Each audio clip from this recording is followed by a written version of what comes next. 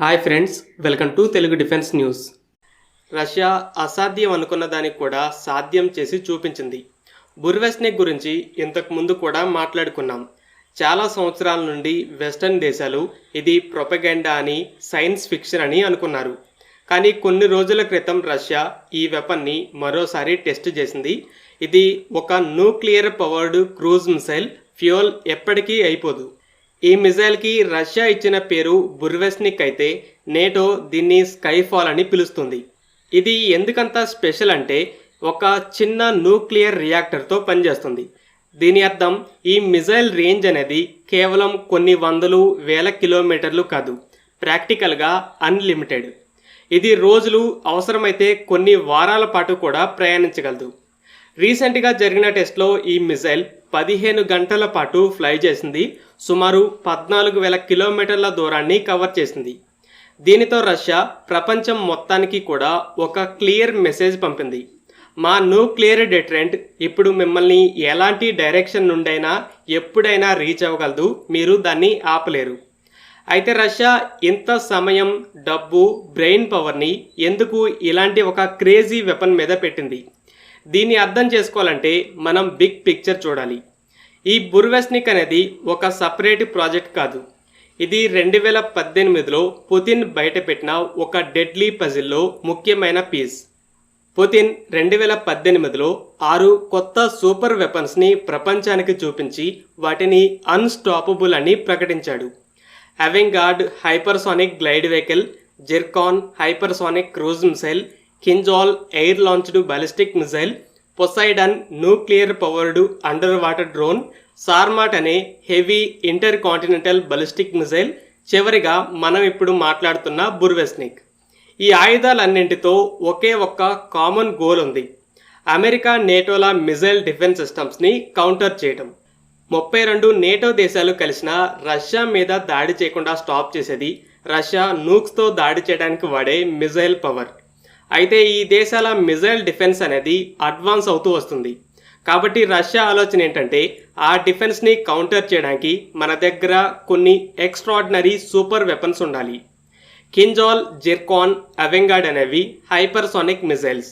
వీటితో పాటు 18,000 కిలోమీటర్ల రేంజ్ ప్లస్ FOBS టెక్నాలజీ ద్వారా భూమి చుట్టూ తిరిగి వచ్చి దాడి చేసే సార్మాట్ ICBM, న్యూక్లియర్ పవర్తో అన్లిమిటెడ్ రేంజ్కి వెళ్ళే పొసైడన్ టార్పిడో, అదేవిధంగా అన్లిమిటెడ్ రేంజ్ ఉన్న ఈ న్యూక్లియర్ క్రూజ్ మిసైల్.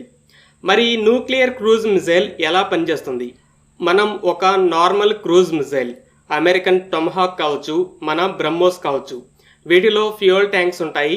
500 కిలోమీటర్లు, 1600 కిలోమీటర్లు వెళ్ళగలవని ఒక లిమిట్ ఉంటుంది. అయితే ఈ మిజైల్లో ఉండే న్యూక్లియర్ రియాక్టర్ న్యూక్లియర్ ఫ్యూయల్ని వాడుతుంది. ఈ ప్రాసెస్లో రియాక్టర్ హీట్ అవుతుంది కాబట్టి మిజైల్కి ఉన్న ఎయిర్ ఇన్లెట్ ద్వారా అట్మాస్ఫియర్లో ఉన్న గాలి నిరంతరాయంగా రియాక్టర్లోకి వెళ్తూ కూల్ చేస్తుంది. ఆ వేడి గాలి తిరిగి మిజైల్ వెనుక నుండి బయటికి వెళ్తుంటే మిజైల్ ముందుకెళ్తుంది. న్యూక్లియర్ సబ్మెరైన్స్ని చూస్తే వాటిలో కూడా న్యూక్లియర్ రియాక్టర్ ఉంటుంది. అయితే అది సముద్రంలో ఉన్న వాటర్ని ఈ కూలింగ్ ప్రాసెస్ కోసం వాడుతుంది. ఇలా న్యూక్లియర్ టెక్నాలజీ ద్వారా నూక్ సబ్మెరైన్స్ లాగానే ఈ మిజైల్ కూడా అన్లిమిటెడ్ రేంజ్కి వెళ్ళగలదు. మరి రష్యా దగ్గర ఆల్రెడీ శత్రువులు మొత్తాన్ని కవర్ చేసే మిజైల్స్ ఉండగా ఈ అన్లిమిటెడ్ రేంజ్ క్రూజ్ మిసైల్తో పనేంటి? ఎందుకు ఇది అన్స్టాపబుల్? క్రూజ్ మిసైల్స్ని లాంచ్ చేసే ముందే ఏ రూట్లో వెళ్ళాలి, ఎక్కడెక్కడ మలుపులు తిరగాలని ప్రోగ్రామ్ చేస్తే దానికి తగ్గట్టే వెళ్తాయి. సో ఇక్కడ ఫ్యూయల్ గురించి అసలు వరి అవ్వాల్సిన పనే లేదు. కాబట్టి ఈ మిజైల్ని డైరెక్ట్గా కాకుండా శత్రువు అంచనా వేయలేని డైరెక్షన్ నుండి వెళ్ళేలా పంపొచ్చు. చుట్టూ తిరిగి వచ్చి అమెరికాని ఎటు నుండైనా హిట్ చేయగలదు.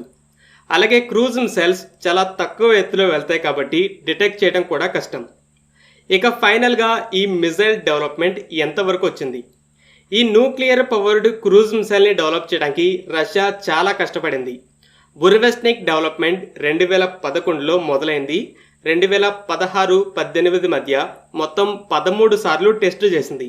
అయితే వాటిలో 2 టెస్టులు మాత్రమే పార్షియల్ సక్సెస్ అయ్యాయి, మిగతావన్నీ కంప్లీట్ ఫెయిల్యూర్. తర్వాత 2019లో అయితే ఒక టెస్ట్ డిజాస్టర్ అయింది. టెస్ట్ లాంచ్ చేస్తున్నప్పుడు ఎక్స్ప్లోడ్ అయ్యి అక్కడ ఉన్న 5 న్యూక్లియర్ సైంటిస్టులు 2 సోల్జర్స్ కూడా చనిపోయారు. దీని తర్వాత వెస్టర్న్ మిలిటరీ ఎక్స్పర్ట్స్ వెక్కిరించారు కూడా. అయితే రష్యా పట్టుదలని వదలలేదు. 2023లో మరోసారి టెస్ట్ చేసింది. ఈసారి సక్సెస్ అయింది. ఇక ఇప్పుడు జరిగిన టెస్టులో అయితే మిజైల్ ఏకంగా 14,000 కిలోమీటర్లు ప్రయాణించింది 15 గంటలు. దీన్ని బట్టి స్పీడ్ సుమారు మ్యాక్ 0.7 అని కన్ఫర్మ్ అయింది. రెగ్యులర్ సబ్సానిక్ క్రూజ్ మిసైల్స్ కూడా ఇదే స్పీడ్తో వెళ్తాయి. సో రష్యా తమ దేశంలో ఎక్కడ నుండి లాంచ్ చేసినా అమెరికా మొత్తాన్ని కవర్ చేసే రేంజ్కి అయితే బుర్వెస్నిక్ని టెస్ట్ చేసింది. తర్వాత ఇంకొన్ని టెస్టులు చేసి ఆల్మోస్ట్ అన్లిమిటెడ్ రేంజ్ని అచీవ్ చేసింది అనుకున్నాక ఇక డిప్లాయ్ చేయడం జరుగుతుంది. ఆ 6 సూపర్ వెపన్స్లో 4 ఆల్రెడీ సర్వీస్లో జాయిన్ అయ్యాయి. న్యూక్లియర్ ప్రొపల్షన్తో రన్ అయ్యే పొసైడన్, బుర్వెస్నిక్లే ఇప్పుడు టెస్టింగ్లో ఉన్నాయి. పొసైడన్ అంటే ఆల్రెడీ న్యూక్లియర్ సబ్మెరైన్స్లో వాడే టెక్నాలజీనే కాబట్టి అంత కాంప్లికేటెడ్ కాదు. కానీ బుర్వెస్నిక్లో ఉండే న్యూక్లియర్ రియాక్టర్ని ఎయిర్తో కూల్ చేయడం కాబట్టి రష్యా ఇన్నేళ్లుగా కష్టపడి ఇప్పుడు ఈ స్టేజ్కి వచ్చింది. సో 32 నేటో దేశాలని స్టాప్ చేసే 6 సూపర్ వెపన్స్లో ఫైనల్ వెపన్ బుర్వెస్నిక్ కూడా డిప్లాయ్మెంట్కి చేరువలో ఉందని చెప్పొచ్చు. ఫ్రెండ్స్, ఈ వీడియో మీకు నచ్చినట్టయితే లైక్ చేయండి. అలాగే మరిన్ని డిఫెన్స్ అప్డేట్స్ కోసం మన ఛానల్ని సబ్స్క్రైబ్ చేసుకోండి.